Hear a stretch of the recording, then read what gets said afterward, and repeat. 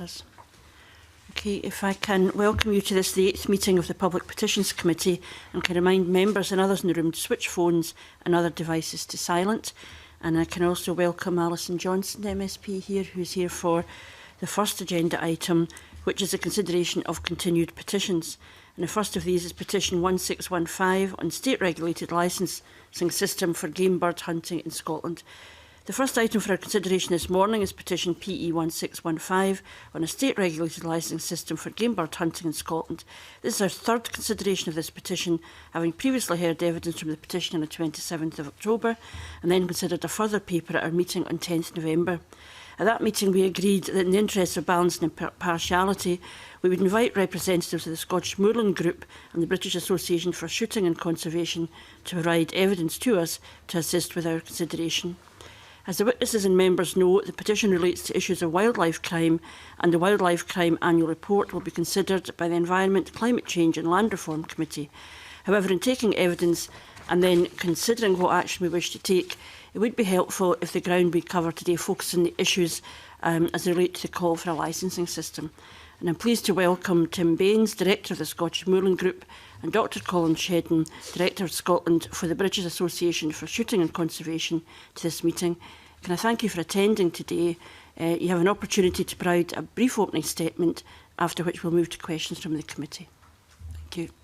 Thank you very much, Convener, and we're most grateful for the opportunity to be here this morning. The petition clearly calls for a state-regulated licensing system for game bird hunting in Scotland. In reality, this would licence all game bird hunting, which would include rough and walked-up shooting, as well as driven shooting, and the shooting of pheasant, partridge, ptarmigan, woodcock and snipe, as well as grouse. This would affect all who shoot game, whether reared and released or wild.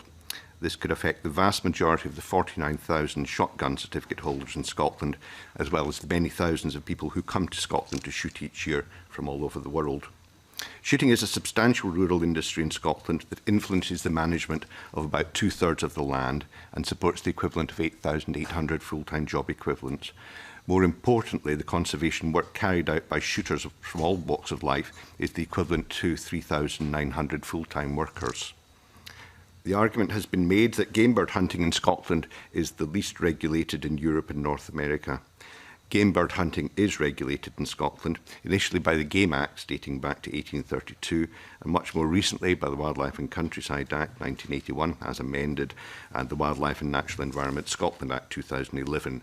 That was the act that introduced vicarious liability, for instance. Those who participate in game bird hunting are also regulated by some of the toughest firearms legislation to be found in Europe. Those who hunt game are already regulated. They will have to have a shotgun certificate.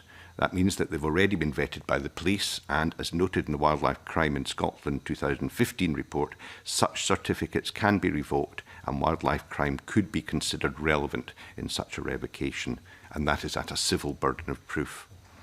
While shoot licensing may not exist in Scotland, nor anywhere else that I know of in Europe, game bird hunters are effectively licensed very much in the way that the petitioners desire.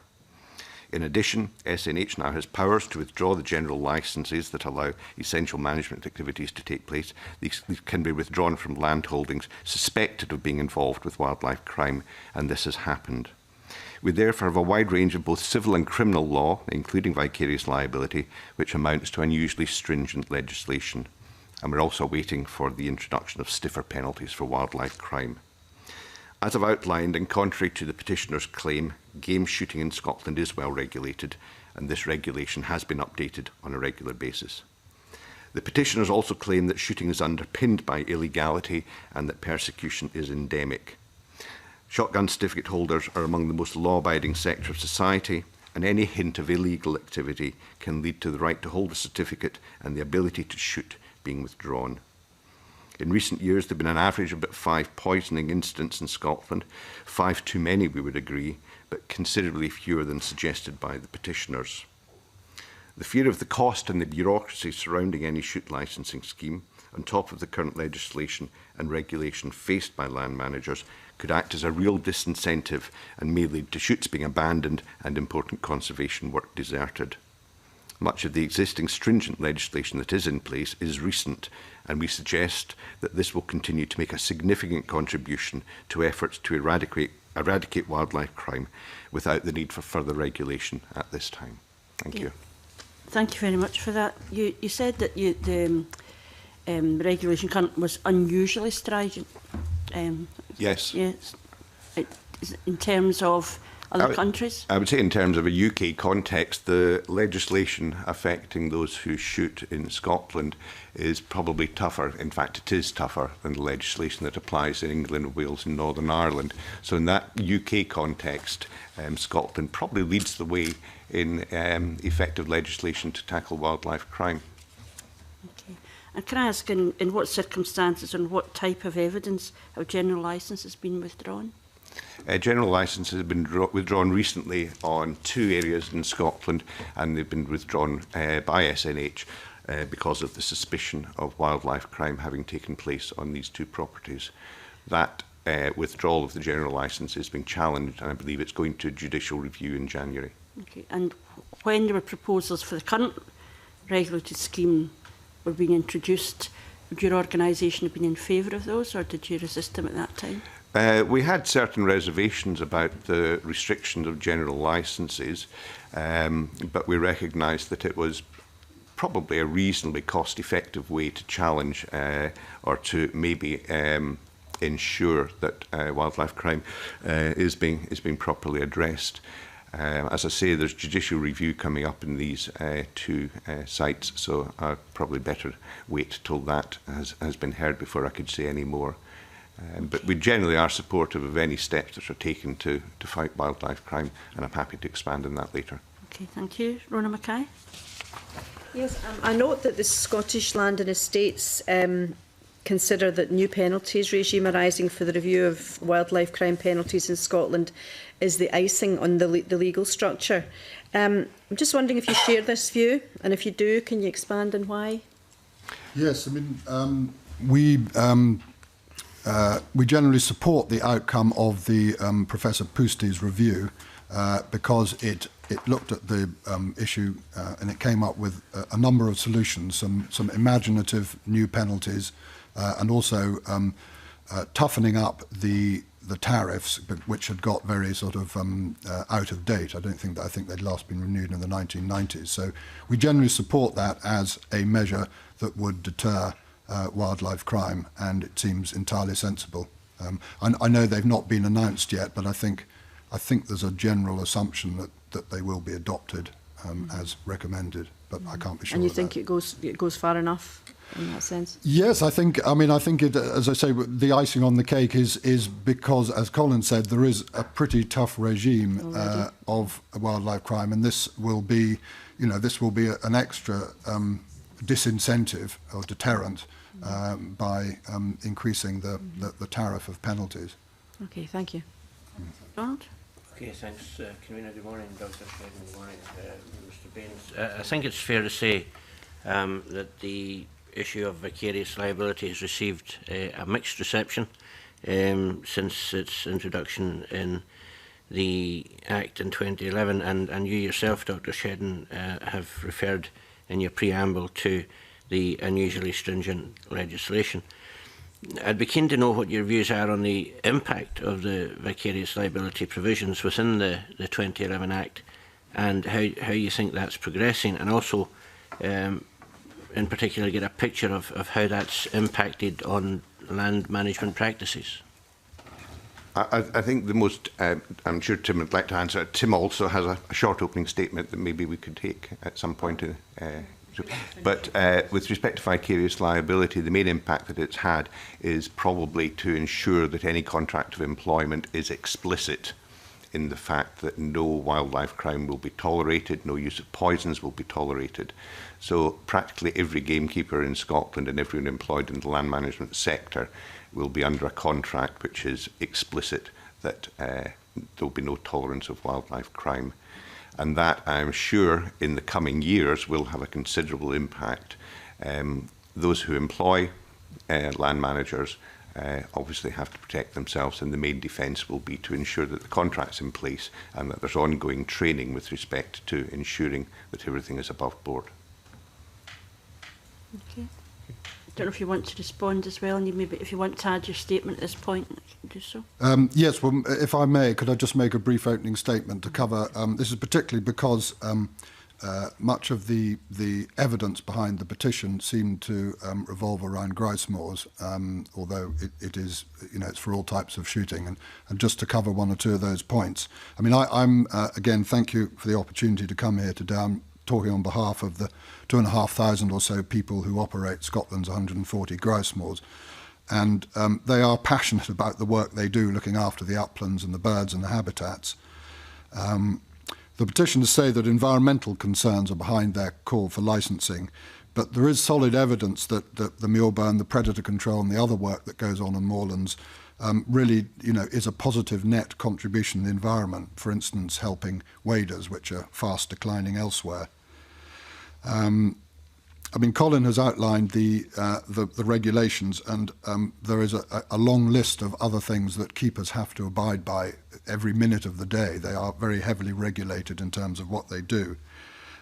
And the petitioners have not really put forward any detail of how licensing system could actually add to all that regulation that is there.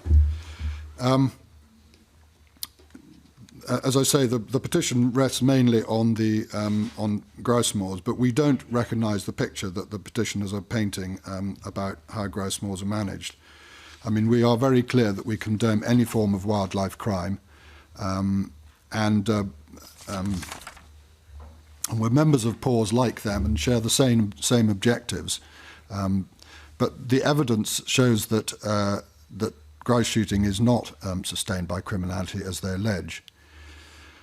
So what we'd like to just mention is the very positive impact that the tighter regulation, particularly in the last 5 years, has had, and the actions of the PAWS partnership. I mean, there is a lot of partnership working on this issue. We question why the RSPB chose to refer to their own report, which goes back over the last 20 years, rather than focusing on the last 5 years, which we think is the most relevant. You mentioned earlier the new government wildlife crime report, which I think hadn't come out at the last time the committee met, and you know, that is that's been mentioned in the agenda. It is broadly speaking, there shows to be a continuing gradual decrease in wildlife crime over the last 5 years, and the raptor figures we think are about the lowest for the last certainly 3 to 5 years. What that seems to suggest to us is that the current measures are working. Another thing the petitioners said was that there are crimes going undetected, and this is something that is often mentioned. But earlier this year, in his evidence to Parliament, Assistant Chief Constable Graham, he didn't accept that there was a tip of the iceberg issue, as is sometimes said, and he actually said, we are not missing the vast majority of what is going on here. We've also helped, on the other side of the coin, to try and develop voluntary schemes, particularly the Wildlife Estate Scotland initiative, which is supported by government. And there's currently 43 estates that are now accredited, covering 1.1 million acres. And there's another 29 that are under assessment or forming up to be assessed in the next year or so. We're also work in other partnerships, such as the Heads Up for Harriers with PAWS and SNH, the South of Scotland Golden Eagle project, which is just getting going after many years of gestation, and the East Cairngorms Moorland Partnership. And all of these have raptor conservation at their core of what they're trying to do. So we are doing everything we can to voluntary initiatives to help with raptors in particular. And we don't recognise the impression given by the petitioners that grouse moors are raptor deserts. I mean, since the last time the committee met, we've seen the Golden Eagle survey published, which has shown a 20% increase in golden eagles since 2003, and many of those are on managed grouse moors. We do have, if it is of interest to the committee, we do have a positive 4-point plan which we think could deal with this issue once and for all, hopefully, which I'm very happy to discuss with the committee. I think that's all I would say. Thank you very much for that. Angus? It would be good if you could share that 4-point plan with us. In fact, it would have been good if we'd had that in advance. But Right, okay, I wasn't sure how much time to spend. The first point one would be we very much support the continued enforcement of wildlife crime. I mean, this is absolutely essential. There is a tough regime, and that needs to be continued to enforced, and the tougher penalties that we discussed a little bit earlier would help that. So that would ensure that the current momentum is maintained. Secondly, we would ask for support and development of the Wildlife Estates Initiative and the other collaborative schemes, projects going on, because I mean, other sectors such as farming and forestry, they have their own accreditation schemes, which I think are very effective. Wildlife Estates is it's a rigorous accreditation scheme. It can't be done in 5 minutes, so it started slowly, but it is on the rise, and more estates are signing up and being accredited. And these sort of formal initiatives actually make working together with people like the RSPB and the Raptor study groups, they make it a lot easier because there's a formal framework that we can operate together in. And so we would say that it is that sort of cooperation which is the way ahead. Thirdly, one thing is you may be aware of the Understanding Predation project, which was run by the Scotland's Moorland Forum, and that was all stakeholders across the board came together to look at this whole question of predation and how that can be managed.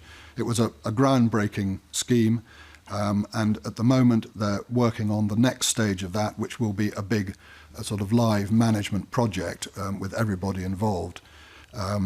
And it'll draw on the sort of proven methods of environmental conflict resolution, and we think that is a very important way of everybody moving forward together on an understood scientific basis to deal with the issue of predation. And then finally, the fourth point, we would very much like to see greater cooperation between ourselves and the Raptor study groups and the RSPB.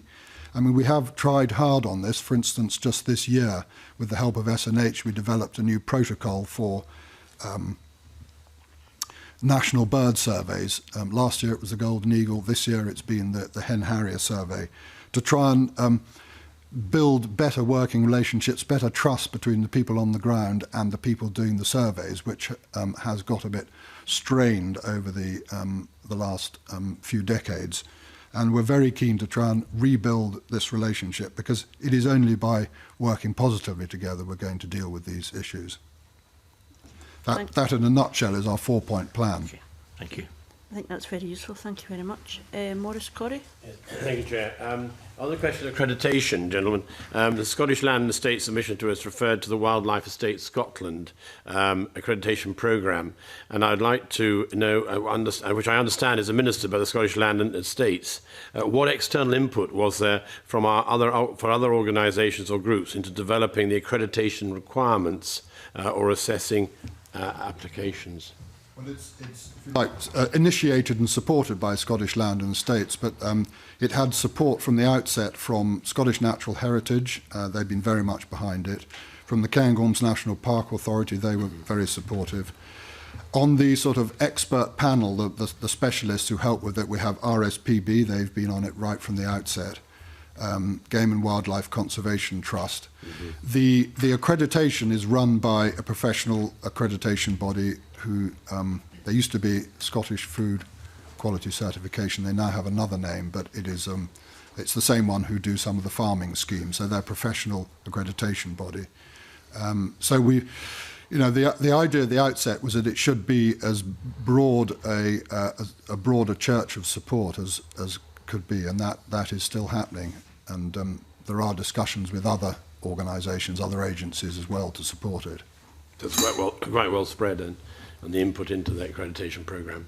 We very much hope so. I mean, it is a slow burn. It's building up slowly in terms of the number of estates taking part, and as the number of estates increases, the bank of data that it produces becomes more and more helpful.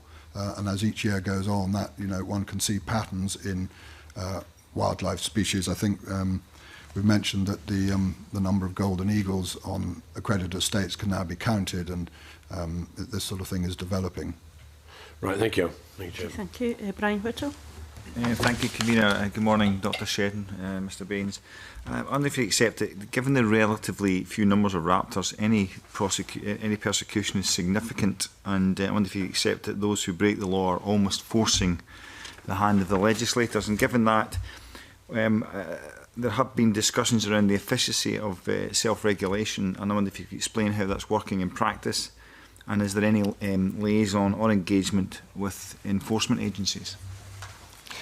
I'll answer that very briefly. Yes, raptor populations may be relatively little compared to the numbers of other bird species, but they do tend to be top predators, and Scotland has reasonably healthy populations of most raptor species, and as Tim alluded to, the golden eagle has increased 20% since 2003. There have been a couple of good breeding seasons for hen harriers, so we expect possibly when the hen harrier survey completes, that might indicate an increase in that population as well. But we are talking of over 500 pairs of hen harriers, over 500 pairs of golden eagles, for instance. We're not talking about small numbers, and these are territorial birds, so they're usually well spread out. But we do accept that the killing of any bird of prey is very damaging for the shooting industry. And I work for an organisation that deals with shooting and conservation, and people say, how can you do that when people allegedly involved in shooting are involved in any form of wildlife crime? So it's in our best interest to stamp this out as best we can. And that's why we do work with as many other agencies as possible. Tim mentioned that we're all organisations are members of the Partnership for Action Against Wildlife Crime, and we do work very effectively, we hope, with them. An example was a sharing best practice event open to the general public, and that was to demonstrate to the general public how to identify wildlife crime if they come across it.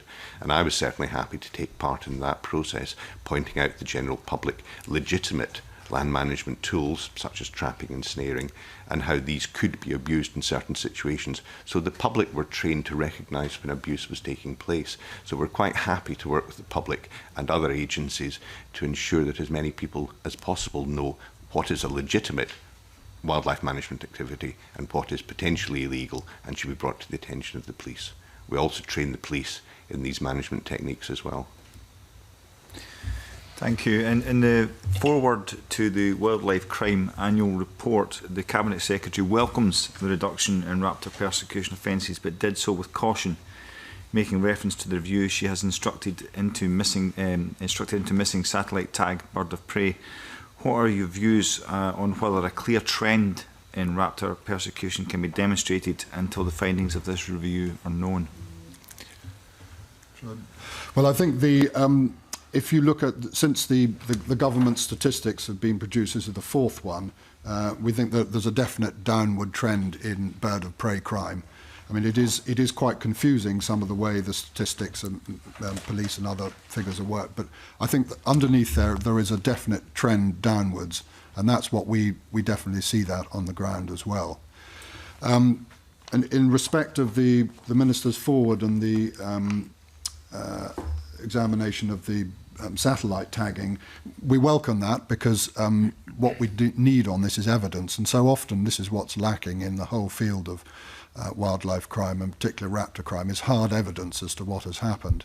And so we think that is the right approach, and we particularly note that in the recent cases of satellite tags stopping working, although there was no bird of prey found dead and the police weren't treating them as crimes, we don't know why the RSPB collected this data for 5 years and never came to speak to the people who owned the land where the satellite tags had last been recorded, because that, if they had come and spoken to the relevant landowners, we might well have been able to find out what had happened. So we do support finding more evidence. Okay, and just kind of say, do you have a view as to whether the increase in recorded raptor persecution offences illustrates that there are valid concerns about raptor persecution? I mean, we very much recognise the valid concerns. We're not, we don't deny it, but we think that the figures show a downward trend. I mean, that seems very obvious. There is I think the agenda has mentioned the disaggregated police crime data. And I don't want to get into the technicalities of this report, but there is a time lag between the police, how they calculate, and the figures. And I think I would refer the committee to page 37, the number of incidents which have gone down by 1 this last year from 19 to 18. But that is following a general downward trend over the last 5 years. Okay, thank you. Okay, Angus MacDonald. Okay, thanks, Convener. Your earlier comments regarding the RSPB are noted. Some of the decisions taken by the RSPB recently have been a mystery to many of us. You'll be aware that issues relating to game bird hunting have also recently been considered by the UK Parliament, also through petitions, one of which called for a ban on driven grouse shooting. Now, as you know, SLE questioned whether the potential environmental, economic, community and cultural impact had been taken into account in that petition. However, the petition we have before us calls for licensing rather than a ban. So can you outline whether your concerns about licensing would cover the same potential impacts as SLE have identified in their submission? Yes, the call, as I said at the start of my introduction, was for state-regulated licensing system for game bird hunting in Scotland. And that actually confuses me because I'm not sure whether it is set at the individual level or at a collective level for a shoot. So is the shooter to be licensed, or is it to be the shoot, which would be either the land or the collective group of people who come together formally or informally to shoot? Were they to be licensed? So some of the evidence that has been presented before confuses me as to whether it's at the individual level or at a more collective level. And I've been trying to make the point that at the individual level, the shooter is already licensed. It's a state-run scheme administered by the police, and it is worked at the civil burden of proof, which is exactly what the petitioners want. So my argument is that the shotgun certificate is effectively a shoot licence in itself. But if we're talking at a more collective level, it's difficult to see how a shoot licence could actually be administered. We don't know, for example, whether it would be based on land or whether it would be based on people coming together, formally or informally. So it's something that hasn't occurred in Europe before, as far as I'm aware. So it's new territory if it is at that collective basis, and that's certainly what concerns me. And it would concern me because it would be a bureaucratic and costly form of licensing, which would be another burden on shoots. Majority of shoots are small and informal, and it could well lead, as I mentioned earlier, to them being totally disbanded. It could well lead to landowners thinking it's not worth the trouble, and therefore the shoot could collapse, and the conservation benefits coming from shoot management would also disappear. Okay, So thank you. if I could just add, I mean, I think that was what seemed to come out of the Westminster debate was this this unknown, unquantified impact. I mean, obviously, a ban on driven grouse shooting would have a very serious impact on the uplands in England. But I would echo what Colin said, that it would be this loss of confidence and this loss of willingness to go out and do the unpaid conservation work. People would just, it would be another reason for not doing it. And I think it could undermine all sorts of aspects of rural life. Okay, thank you. Alison Johnson. Thank you very much, Convener. Thank you both for your statements this morning. There are some parts of your statement I agree with wholeheartedly. Perhaps your four-point plan might be something that would work very nicely alongside a licensing regime. I think there are other parts, your views on moor burn perhaps aren't shared by everyone. There are concerns about deterioration of soil, degradation of peatland and so on. But I'd like to sort of focus specifically on this issue of licensing. Now, you've said yourself that 2/3 of land is being impacted by these activities. So I think there is growing public interest in this agenda. And I'm certainly aware of it through my own mailbag, as I'm sure colleagues are.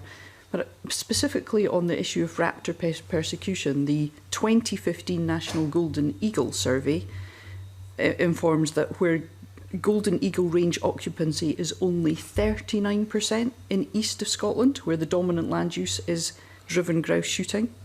There's a good food supply there compared to 95% in the North West Highlands. So what do you think the difference is there? Yes, that is what we've seen, and I had a look at the summary report of the survey. I mean, the east of Scotland has had that level of occupancy for decades now, and in fact, the level of breeding, the breeding success in the east of Scotland is the highest anywhere. There seems to be a definite. The highest levels of occupancy are in the west of Scotland, the Western Isles, and it gradually decreases to the east. But one interesting thing that come out of that report is that the area South Central Highlands, which has had the highest increase in occupancy, I think it was 70%. I mean, that is an area running down the spine of the Highlands, which includes a lot of driven grouse moor areas as well. So I think it's a like all of these things, it's a really complicated picture, but there are grouse moor managers are passionate about golden eagles. They really do want them, and I think there are things happening in the Eastern Highlands that are the reason for low occupancy could be many other than just the fact that there is grouse shooting there. Perhaps, but it does seem perhaps a relationship that we need to investigate seriously, and I would suggest that if this issue does, and I hope it does, go to the Environment Committee in the Parliament, perhaps one they could look at further. Yeah. A recently published scientific report commissioned by SNH pointed out that there's been no decline in levels of illegal killing of red kites in the north of Scotland. Does this not fly in the face, perhaps, of your assertions that raptor persecution is in decline? I think there was that report was about, it looked at all over Scotland, and I think the red kites in other parts of Scotland were doing very well, but they could do better in the north of Scotland. I mean, we can only echo if there is raptor persecution, it needs to be condemned and it needs to be stopped. And I think we were quite clear about that in when that report came out. You've suggested that we have we're more regulated than other parts of the UK, but it appears, and I know SNH are undertaking a review at the moment of European neighbours, that we're the least regulated and most intensive game bird shooting system in Europe. Now, in a recent article in the Shooting Times, the British Association for Shooting and Conservation suggested that a licensing system where a right to shoot is dependent on legal and sustainable management is a threat to the socio-economic and environmental benefits of game bird shooting in Scotland. Do you agree? Yes, as I pointed out earlier, I have argued that there is a lot of licensing in place already in Scotland, and introduce another tier may actually just replicate what we already have in place if it's at the individual level.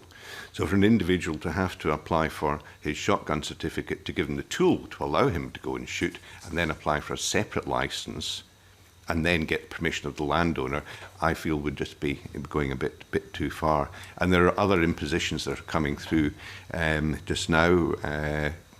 All owners of land will be faced with the prospect of sporting rates being introduced from next year onwards, and the licensing system relating to air weapons is coming into effect on the 1st of January as well. So shooters and those who shoot in Scotland are being faced with a number of financial impositions.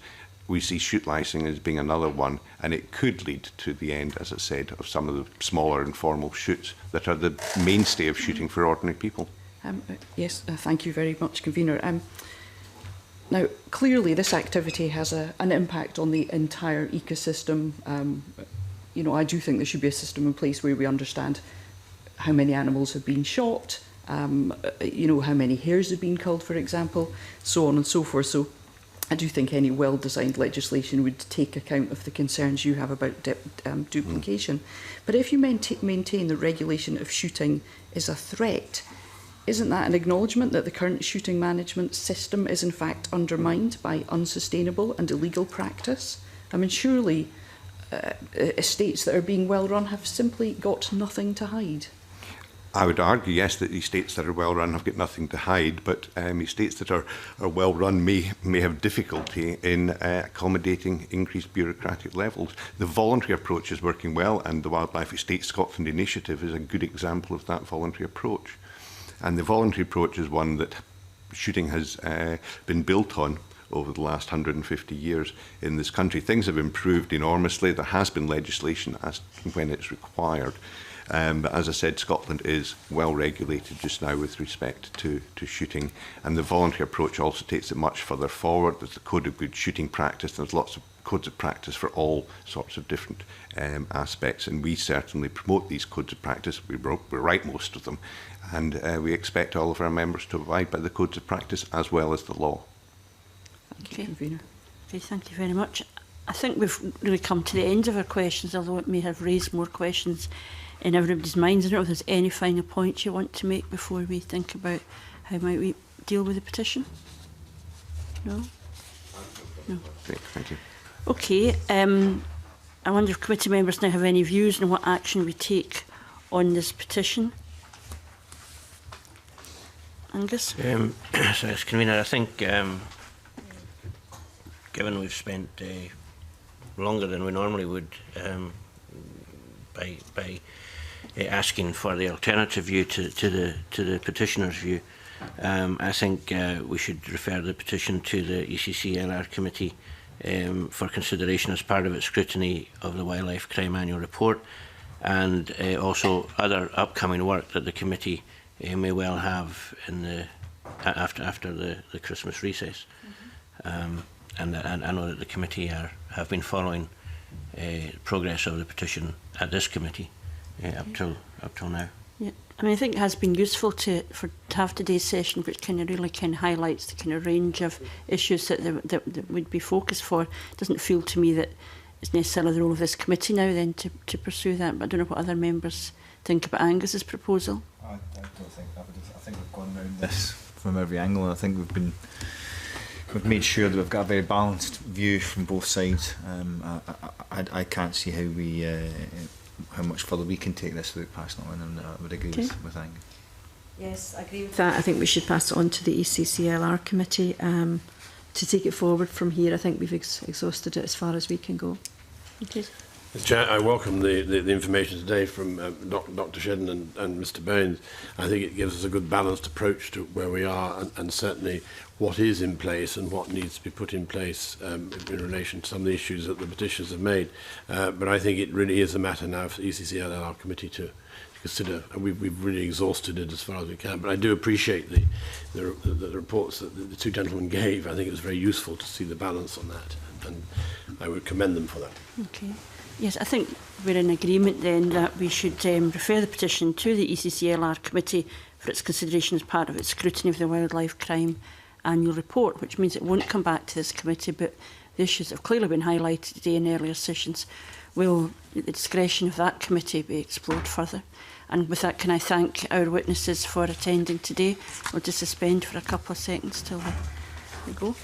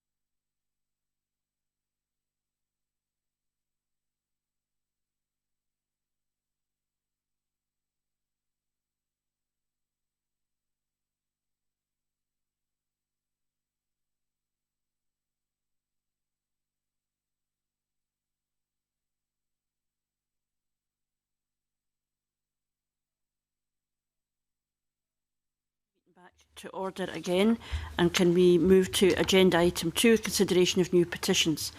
The first of these, petition 1622, to make failure to recycle a criminal offence. Petition 1622 by Stephen Duff calls for failure to recycle to be made a criminal offence. The petition collected 10 signatures in support. Members have a copy of the petition text and background from the SPICE briefing, which provides information on the progress in managing household waste in Scotland and how that measures against the Scottish Government's targets. The briefing also provides some information on recycling arrangements elsewhere in the UK and Europe. I wonder if members have any views and action to take on this petition. I wonder how that would be enforceable.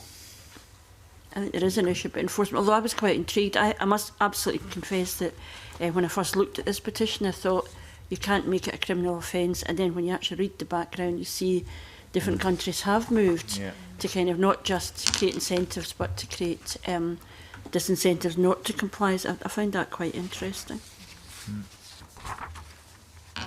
I think it is very, very complex. I think it would be very, very difficult to enforce. I think it's really up to the local authorities to to bring home the fact that recycling in their own area is brought up to target. I don't think it's realistic to say that we should introduce legislation for this. But you wonder what support local authorities, local authorities and we have to meet targets. The targets are quite significant. Yeah. If you establish a target, presumably you have to have a means of reaching that target. How would we... I don't know what the answer is, but it did feel to me at least it was asking some questions that might be worth pursuing. I think so. For instance, I live in a flat and we can't recycle. We don't have recycling facilities, so I don't know how. It would mean an enormous change from the local authorities to actually provide that service, which I'm not saying they shouldn't, but I don't think that's the way to do it. I'm interested to see or your thoughts on what kind of legislation can be brought into play and what that then means in enforcement terms for the local authority. As I said, it's not something that I think I'm particularly knowledgeable about, but I'd be interested to think where you think that legislation would take us. Well, one of the things we might ask the Scottish Government, I guess, is how do they propose to get to... it is an astonishing target, 70% of recycling, composting, preparing for the use of waste from households, 70% by 2025. And the petitioner says that with the recent rate of increases in recycling, it will take 42 years to achieve the Scottish Government's position. I won't be here to see it, but there you go. I'll be getting recycled by that point. No, you'll be pickled. You'll be pickled and put down in the alley, down the foyer. In my house I've got 5 recycle bins. So I think I pretty much recycle everything. Sometimes I find my kids in there and everything. It's ridiculous. But we do our own recycling because we don't have bins provided. So I don't know. It's obviously a massive undertaking to sort all that out. And there's also an issue about sort of deprivation and affluence. The more affluent areas are better at recycling than the more deprived areas and things like that. So it's a huge issue. That's actually some of the whole thing around littering and not using your bins properly sometimes kind of relates to antisocial behaviour as well. Would I be right to say that we're not convinced that criminalising not recycling is the way to go, but it does raise quite interesting questions. It might be worth asking the Scottish Government to seek its views on the action called for in the petition in the context of their own targets around the recycling and the reuse of waste. I think that would be worth it. I think that would be worth it. Okay. Can I just interject? We've just gone through a massive change in Argyll and Bute Council, which I'm a councillor, and we've gone the route of much better information to all the communities and all the towns, and it's beginning to work well, and we've got quite a high record of recycling. And one of the issues is, just for example, we looked at our own household waste. I now put out one ordinary type, the green bin we call it, so, it's a standard waste, and it's now only a quarter of what it was at the beginning of the year. Yeah, that's right. And everything, there's so much more you can recycle, and the problem is that people are not being told by the individual councils exactly what they can recycle. That's the problem. So it may not be legislation, it may be that it's actually empowering the local authorities, and this is what we've done. We've empowered ourselves to, well, the officers to go out there and persuade and if necessary, bring in bylaw regulation at that level. Local authority, it's really down to local authorities to do it, because they've got the teams who go around. We're not quite into photographing bins, but that does happen in some areas, and then people are warned. But it is an education process, and I think this is really taking a sledgehammer to crack a nut, whereas actually education and communication could be done. And there are more things coming out during the course of the year. I don't know if other people agree, but certainly in my area, council area, we've had a big effort on this. I would just like to know which bin I'm supposed to put out each week. Okay. That'd be really helpful. That'd be really helpful. Okay, Angus? Yes, thanks, Convener. Just to concur with Maurice Corrie, I think it is the responsibility of the local authorities, but I'm aware that there is a pot of money sitting at Zero Waste Scotland that can be tapped into by local authorities to improve the education of the residents that with regard to recycling. So there is money there for it. It's up to local authorities to tap into it. Okay, I mean, I think it's not entirely a negative story. I mean, I think people recycle more than ever have done in the past. I expect my children's generation are much more aware than the previous generation, so there's something there. One, as well as writing to Scottish Government, we might write to COSLA and just clarify, because it may be that they feel they need some legislative support. And I do note from the evidence we were given that the idea of giving people incentives, as opposed to like carrots, opposed to sticks, doesn't work, or according to this report anyway. But these are maybe issues that we could usefully flag up to see what the response we get. Is that agreed? Okay. Yeah. Okay, thank you very much, and we can thank the petitioner for raising these issues. The next petition is petition 1624 on the definition of adultery. The next new petition we will consider today is petition 1624 by Acri Jones on the definition of adultery. Members have a copy of the petition and a briefing note. The briefing explains that the issues raised in the petition were considered in the Marriage and Civil Partnership Scotland Bill, which became the 2014 Act. The petitioner brought a petition in substantially similar terms in the last session of Parliament after that bill was passed. The previous petition was closed on 31st of March 2015 on the basis that there was no intention to legislate further in this area in Session 4. The petitioner contends that the current definition of adultery breaches equalities and human rights law. As the issues were considered by the Parliament fairly recently, I would suggest that we write out to the Scottish Government in the first instance seeking its current view on the issue raised by the petitioner and whether there is an intention to consult or legislate on the issue in the current Parliament. And I'm happy to hear members' views.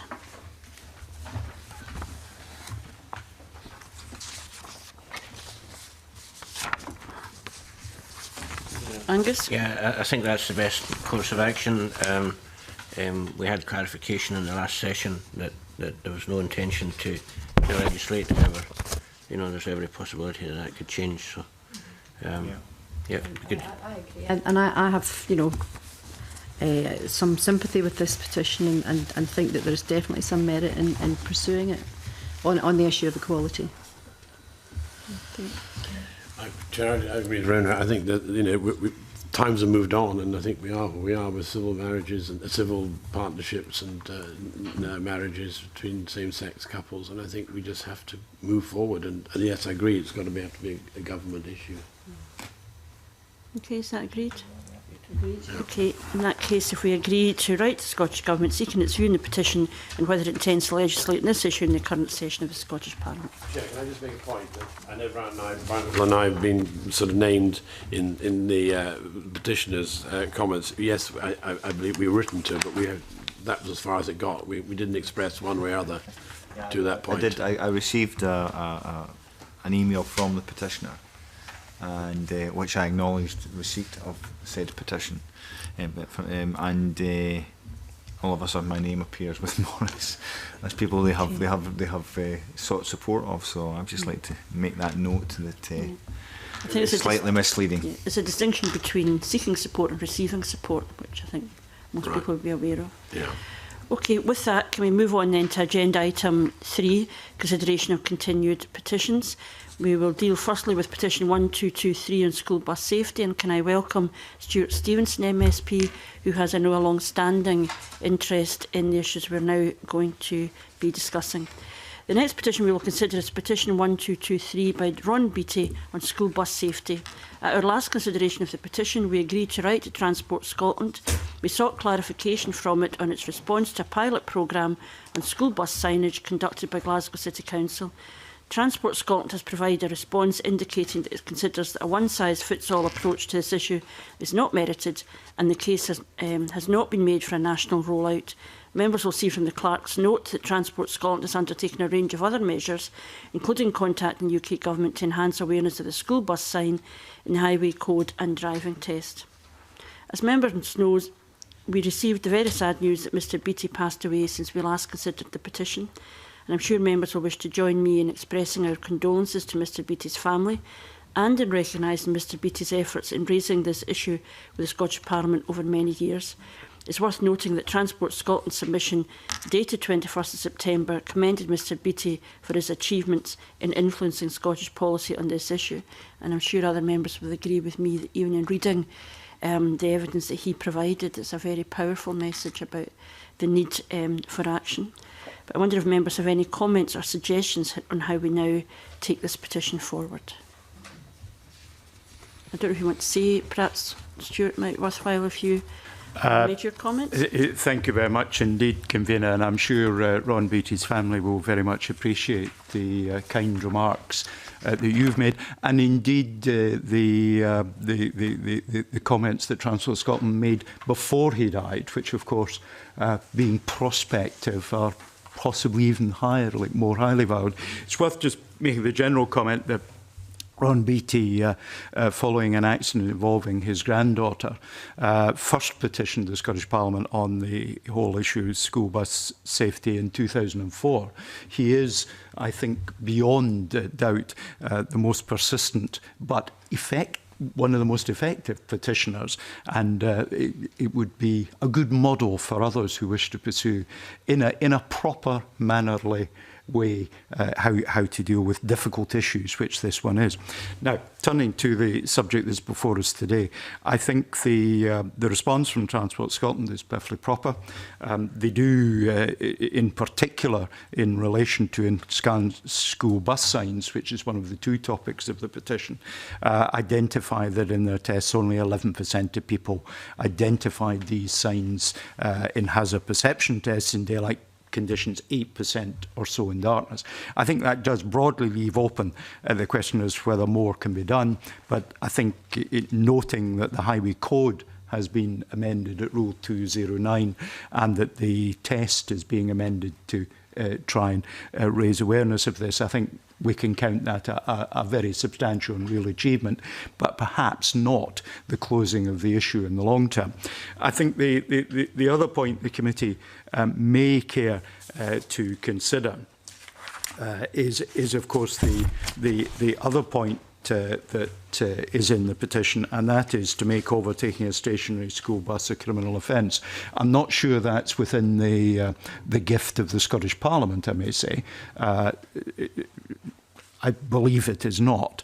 And I suggest that perhaps the only further thing that the committee might consider doing, I'm not urging, I'm merely informing, is of course to ask the Rural Committee, who have responsibility for transport in this Parliament, whether there are issues from this petition, including stationary school buses and offences associated with that, whether they might care to consider this further. I suspect for this committee, this petition having gone on from 2009 and notched up a fair number of achievements and changes, you may be running out of options, Kabir. Thanks very much. Understand that the question of overtaking and so on is reserved. I think there's a broader issue just about mindset amongst drivers. Certainly in my time as a school teacher, we lost young people who've been classically knocked down coming round the front of the bus. So I think there is an issue about mindset, which I don't know if you can legislate for, but I think even the fact that these issues have been discussed and raised over a period of time, I'm sure I've had some impact on public perceptions. I wonder if people have views on... I mean, it does feel to me that we would want to close the petition under Rule 15.7 on the basis that Transport Scotland's identified alternative measures to address the issues raised by the petition, but I wonder if people have views specifically on Stuart Stevens' suggestion that we maybe just flag up to the relevant committee these broader questions he's identified. Brian? I think it's quite interesting one here is the overtaking of a stationary bus makes the assumption that we can identify the bus as being a school bus in the first instance and having school children aboard the bus at the time. So it's almost like a dual issue. I do think that being able to properly identify the bus as a school bus is key, but the overtaking of a stationary bus being a criminal offence, I think would be problematic. But as you say, it's the mindset of drivers is probably more akin to highway code. And I mean, a city like Glasgow, very few of the buses will be school buses. There will be buses with school children on them. Yeah. And the examples I would have given from my own teaching career would have been youngsters who would have been on the regular buses. So that is, in a sense, all of this doesn't really address that question, which is just about at certain times of the day, 8:45 in the morning, 4 o'clock, 3:30 in the afternoon, drivers should be very alive to the fact that people coming on and off buses will include large numbers of young people. But that doesn't feel to me that something even that Transport Scotland could address. It does feel to me that we should be doing something, but unhelpfully, I can't think of what. I'm minded to say it should go onto the Rural Committee, but just to clarify, would it be going there just on the issue of overtaking school buses? Is there any other reason it would be going there? Just to what we would be doing is saying safety? We're closing the petition. We recognise there are issues here around transport, and the relevant committees responsible for transport could then we just write to them saying, maybe almost capturing this debate and saying we would welcome that they may look at this further. I would support that, definitely. I mean, I think Ron has made some fantastic achievements just reading through the background to it, and I think it would be a good idea to move it on to the relevant committee now. I don't think we can take it any further, but certainly move it on to the relevant committee. Yeah. Can I just ask a question? Do we have any statistics reference municipal and rural accidents? Sorry, do we have any statistics sort of showing us what the occurrences in rural rural and municipal? I think there are some figures in the report, but I mean, I think just to clarify, if we close the petition, what we would do would be writing to the relevant committee and saying these are issues that we've considered. We can't direct them then to what they might do with that, but that would be something we would just, in their own work programme, it would be something that they would wish to look at. And I think if they wanted to examine that, I think there probably will be, Stuart Stevenson will know better than I what figures there are, but whether it captures both youngsters travelling on school transport and those travelling on regular buses, I'm not sure. I think what Stuart Stevenson says is the rural nature of it is actually important, that that's something the Rural Committee can look at. But I do know, sorry, coming back to our Garnbutte Council, we've started to put wardens on buses at the school time, and that has helped. But that's it's not so much that there's a rural issue, but the Rural Affairs Committee also is responsible for transport. Oh, sorry, yes, I beg your pardon. Right, yes, okay, yeah. Okay. Can we agree then that we will close the petition, but we will take the actions that have been discussed? And can I thank Stuart Stevenson for his attendance? And I do think we would want again to acknowledge the work of Mr Beattie and his family in this regard, where if that is a legacy, it's one certainly to be proud of. Okay, thank you very much, Convener. Okay. If we can now move on then to petition 1408, the updating of pernicious anemia, vitamin B12 deficiency, understanding and treatment. This petition is petition 1408 by Andrea MacArthur on updating pernicious anemia, vitamin B12 deficiency, understanding and treatment. The committee has a copy of the Scottish Government's latest response and a submission from the petitioner. Members will recall that since the petition was lodged, the British Committee for Standards in Haematology published guidelines on the diagnosis of B12 and folate deficiency in June 2014. The Scottish Government received advice from the Diagnostic Steering Group that these guidelines were not suitable for the Scottish practice setting. As such, the Scottish Government commissioned the Scottish Haematology Society to prepare a summary document based on the guidelines provided to GPs in Scotland. The Session 4 Public Petitions Committee considered the draft guidelines for the first time at its meeting on 1 December 2015. The committee sought further information from the Scottish Government and the Scottish Haematology Society on the draft document to clarify a number of the petitioners' concerns with it. The Scottish Haematology Society has since withdrawn from the process, citing its limited resources as the main reason for doing so. The latest submission from the Scottish Government advises that no further work will be done on the draft summary document and there are no plans to publish it. As such, Scottish clinicians will be expected to refer to the British Committee for Standards in Haematology's guidelines. The petitioner has expressed disappointment with this news in her latest submission, and I wonder if members have any suggestions for action. Given the disappointment on the outcome, why don't we write to the Minister for Public Health asking why they're expected to go to the BCSH for guidelines, and they were, I think, previously considered, you see, not suitable for use in Scottish practice settings. So. Yes, it did strike me as odd saying that these guidelines weren't suitable, and then when the Scottish Haematology Society withdrew, they then say, well, they are suitable. So I wonder if we agreed then that we write to the Minister for Public Health. I'm just trying to... Yeah. Okay, is that agreed? Okay. Thank you very much. If we can then move on to petition 1463, the effect of thyroid and adrenal testing, diagnosis and treatment. You will be aware that this is an issue of interest to Elaine Smith, MSP, but she's unable to be with us today. This petition is by Lorraine Cleaver on effective thyroid and adrenal testing, diagnosis and treatment. Members will recall at our meeting on 29 September 2016 that we agreed to request a briefing from SPICE and to consider our approach to the petition at a future meeting. A copy of the SPICE briefing has been provided to members. Since then, we've also had a chance to consider our approach to the petition within the context of our work programme, and I wonder if members have suggestions for action.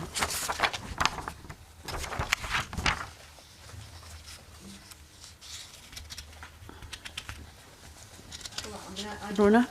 A hugely important issue, and you know, I think the suggestion that we prepare a report on it, and I would really like to see a debate in the chamber on this. I mean, I appreciate it's been fairly long standing, but I think we need to try and move it on somehow.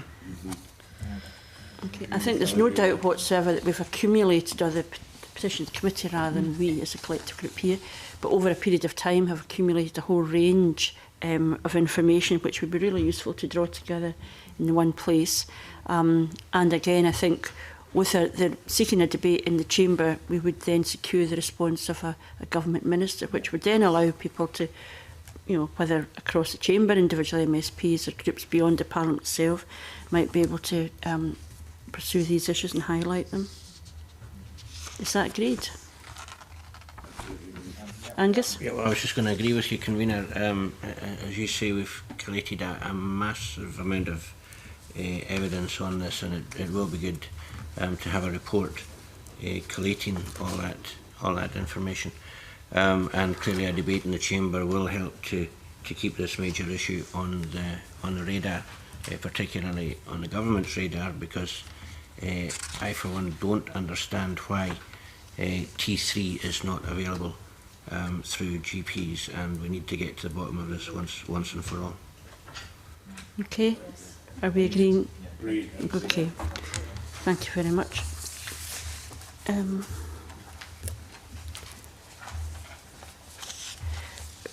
We're now moving on to petition 1581, Save Scotland's School Libraries. The next continued petition for consideration is Petition 1581, Save Scotland School Libraries, submitted by Duncan Wright on behalf of Save Scotland School Libraries. We previously considered this petition at our meeting on 29 September, when we agreed to write to the Scottish Government and the Scottish Library and Information Council. The responses are included in our briefing pack, and the note by the clerk provides a summary of these responses. The Scottish Government does not appear to object specifically to the development of a national strategy for school libraries, but does not consider that ministers are necessarily best placed to lead on this. And I wonder if members have suggestions for next steps. Morris? Yeah, I think we should write to COSLA and the Association of Directors of Education Scotland in light of the Scottish Government's response, because there are big issues running throughout all the councils, the 32 local authorities of Scotland just now, certainly in their budget setting, and this has come up time and time again, and I think we need to get a central view from COSLA on this. I agree with that. I think we need to go to COSLA on this one. Yeah. Okay. I'm kind of intrigued to understand why ministers think they're not best placed to deal with this, since it's an education matter. I thought it was interesting that the government recognised there were issues but didn't see their responsibility. But equally, the Scottish Libraries body recognised there was a need for a strategy but didn't really identify, Well, I think, in my view, what should be the next step. So it's like, it felt like everybody agreed it was an issue, but I'm working on the assumption that there's not people who willfully want to refuse to have school libraries and school librarians, and it would be interesting to know why are people making the decisions they're making, what are the pressures on them, and what are the core things that you would expect from school education and the role of libraries within that. So we could write to COSLA. Association of Directors of Education Scotland may have a view as well. I think one of the issues behind this is the fact that there is so much now referral to internet, collecting information. The kids go home and they're encouraged that, and this is one of the dilemmas that councils are facing, is the reduction in the use of the libraries in schools, for example. But yet you go to some towns where the municipal library is actually well used. So there's a real dichotomy at the moment. I think ideally a combination of both, you know, books and the internet, yes, exactly, working together would be good. But and that's why I think we should go to COSLA and get a real steer on this with the Directors of Education. I wonder whether in the many schools they will have libraries which also have facilities with computers and so on. And it's a question of what level of professional do you require. I mean, when I was teaching, we were still teaching in the Dewey Decimal System, so I don't know whether that still happens in schools. So people can just Google most things now. But I mean, you know, I have no doubt whatsoever that librarians in their profession will have moved on along with technology, and that should be quite interesting to know. Do we think there's a role for the Education Skills Committee in looking at this question? Well, I do. I think as you alluded to, convener, that there's this. I think everybody recognises an issue, but nobody seems to be able to take on the responsibility. And I would really be interested to see who it is that's making the decision and who ultimately the responsibility falls to. So I think it would be the Education and Skills Committee would be. Okay, so we can refer it to them. We can write to COSLA and ADES. If there's anything else. Okay, and then we can obviously. All right. Now we have a choice. If we refer it to being advised, we refer it to the Education Committee, it will not come back to us. So it's a question whether do we want to let it go at this point, or do we want to take no, certainly not. We'll do the writing and okay, yeah, exactly. And then we can reflect on that at a later stage. Okay, thank you very much for that.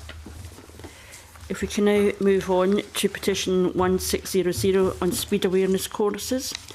Petition 1600 on speed awareness courses was submitted by John Chapman.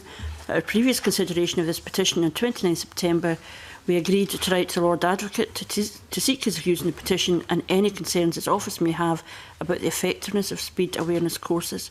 We've received the Lord Advocate's response, which is included with our papers, and where he indicates that he would be happy to consider a detailed proposal and looks forward to the Department for Transport's report on its 3-year evaluation of speed awareness courses.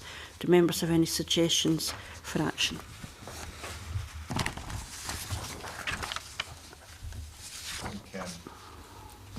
We shouldn't we really defer and until the Department for Transport has reported on the 3-year speed awareness course. Seems to. Yeah. I agree with that. I think that's no point. Absolutely.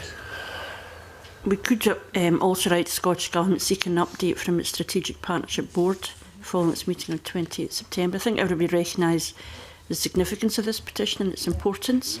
So I think if we do those two things, which is getting an update but also holding on to the petition until the Department for Transport has reported in its 3-year speed awareness course evaluation. And to get we can seek an indication from them about the timescale for publication of that report. If that's agreed. Okay, thank you very much for that.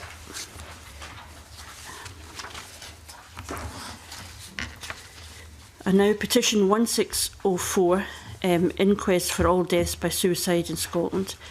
The next petition we will consider is petition 1604 by Catherine Matheson on inquest for all deaths by suicide. We've received a range of responses from NHS boards, the Scottish Government and Scottish Association for Mental Health. I think we'd want to acknowledge actually the seriousness with which people have responded, and very substantial papers that are associated with this petition. The petition has also provided submission to address points raised in the responses received. This petition raises a number of issues about the process employed by health authorities to review the circumstances leading to a patient on a community treatment order committing suicide. The overarching issue is whether the Scottish Government is minded to extend the scope of the review under Section 37 of the Mental Health Care and Treatment Scotland Act 2015. Following the Mental Health Commission's recommendation, the Scottish Government has already agreed to extend the scope of the review to include the suicide of patients on suspension of detention.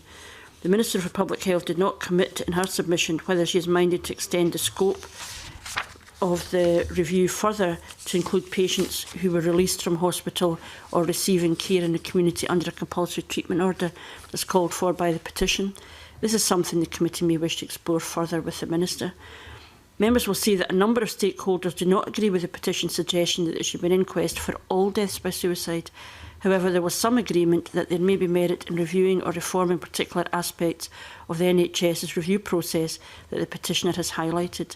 This includes appointing independent chairs to conduct the reviews and sharing experience of how families can be successfully included in the review process. I wonder if members have suggestions for action or comment.